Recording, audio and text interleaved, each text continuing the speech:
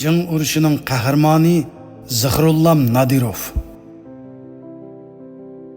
Sharqiy Turkiston Cumhuriyeti 1945-yili 8-aprel kuni o'zining muntizim milliy armiyasini qurgan hamon ozod qilingan joylardagi fidokor va jasur yoshlar milliy armiya sepiga aktiv qatnashib 3 front bo'yicha elib berilgan janglarda o'zlaridan necha hassa ko'p va qurollari xil bo'lgan muntizim Xitoy Gomindan armiyasini mag'lub qilib 55 kun ichida Ili, Tarbag'atay va Oltoy viloyatlarini to'liq ozod qilgan. Ana shu yoshlar orasidan Rizvangul Hashim, Osman Ibrohimov, Zixrullam Nadirov va boshqa yuzlagan qahramon o'g'il qizlar maydonga kelib, o'zlarining boturliklari bilan tarix betiga putildi. Mazkur urushlardagi jingni ozod qilish urushida ajoyib qahramonlik ko'rsatgan Zixrullam Nadirov 1921-yili 2-noyabr kuni Munbat Ili daryo vodisida dunyoga kelgan. Gerçi uning dastlabki 22 yillik hayoti va ish izlari bizga noma'lum bo'lsa-mu, lekin uning 23 yoshida ko'rsatgan alohida qahramonligi uning obro'yini biroqli yuqori ko'targan. 1945-yili 5-sentabr kuni Sharqiy Turkiston Milliy armiyasining G'ulji piyodalar 2-polki, Tekes 1-otliq polki, G'ulji zapas 4-polki, Tungan mustaqil otliq batalyoni qatorliq harbiy kuchlari jangga hujum boshlagan bo'lib, o'xshashla 8-sentabr kuni jangdagi Gomindan qo'shinlarining qatma-qat mudofaa liniyalari okoplarini bo'sib o'tib, jangni butunlay ozod qilgan. Jang maydonida Uyg'ur, Qozoq, Tungan va Shiba jangchilari ajoyib qahramonlik ko'rsatgan. Bo'libmi Uyg'ur jangchisi Zixrullam Nadirov o'z yolg'iz Xitoy armiyasining 3 istiqomini portlatib qahramonlik dostoni yaratgan. 1945-yili 7-sentabr kuni jang urushining oldingi bosqichliq jangi bo'lgan Bajaxo urushi boshlangan. Xitoy cheriklari o'zlari yasab olgan puxta istiqomlarga tayinib, g'oljirlarcha qarshilik qilgan. Har turli qurollardan to'xtamaydigidek etilayotgan shiddatli o'qlar muntizim askarlarimizni va partizanlarimizni eg'ir chiqimlarga uchratgan. Dushman istiqomlaridan etilayotgan pilotlar hujumga o'tgan yigitlarni kayni-kayindan yiqitgan.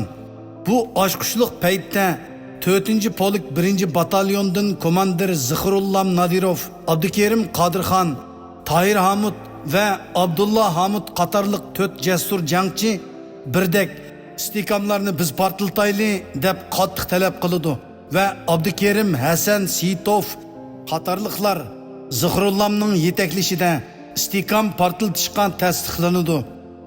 Yigitlar bellariga granatlarni tugib dushman istiqomi tarafga siljiydi. Istiqomga oz qolgan Zixrullam tafsiliy kuzatib, dushman istiqomlari va o't kuchi ahvolidan oddiy bir xarita sizib, uni Sitovga berib, komandirga doklad qilishga buyurdi. Sitov xaritani elib, amdili o'milab menishiga dushman istiqomidan chiqqan o'qdan qattiq yaralanib, shu yerda yetib qoldi. Dushman yigitlarimizni bayqab qolgan bo'lib, dushman o'qlari shiddat bilan etilishga boshlaydi. Yana bir yigit Muzdoz o'g'li G'opirjon granatning jipini tortib, dushmanga atay degan shu sekundda uning peshonasiga o'q tegidi. Granat pijildab, piqirab uning yinig'iga tushdi-da portlab ketdi. Yigit qurbon bo'ldi. Zixrullamning quliqiga yana bir yigitning voy degan ovozi anglanadi. Natijada Zixrullam o'zi yolg'izlik qoldi. Uning g'azabi qasamga aylanadi. U o'zila istiqomni portlatmoqchi bo'ldi-da, darhol olg'a ilgirlab mangdi. Uning quloq tubida dushman o'qlari vijildab o'tadi. U birinchi istiqomning kulini ko'kka so'rib yetdi. Istiqomdan ko'tarilgan chang to'zonning daldisida u nihoyatda ishtik ilgirlaydi. Ammo boshqa istiqomlardan etilayotgan o'q uning yenidila vijildab to'p-to'zitib turadi.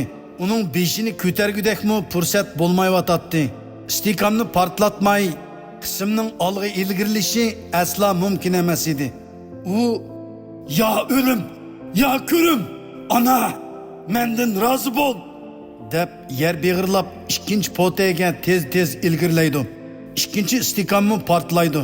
Shu chaqda u uchinchi istiqomdagi dushmanning istiqomdan chiqib qochmoqchi bo'layotganini ko'rib qoldi-da, granat bilan ikki dushmanni yerga shiltib, qolgan dushmanlarni istiqom ichiga qo'g'lib etadi.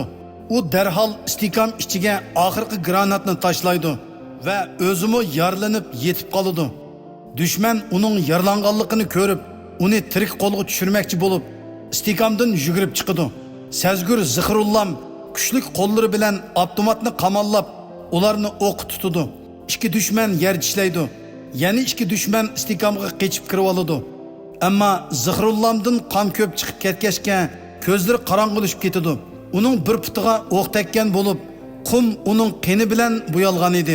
Istiqomdagi dushmanlar milliy armiya qismini qattiq o'q tutgan edi. Zikrullam tishini tishlab bir putini so'rab istiqom ichiga kirdi. Oxirgi ikki dushman uning kirganini sezmay pilmot etayotgan edi. Zikrullam miltiqining payniki bilan birining quloq tuyiga qattiq birini qo'ydi. Dushman yiqildi. Yana birisi Zikrullamni ko'rib uningga etildi. Zikrullam bir puti bilan o'ri turib dushmanning qonidan qamallab tutib oldi.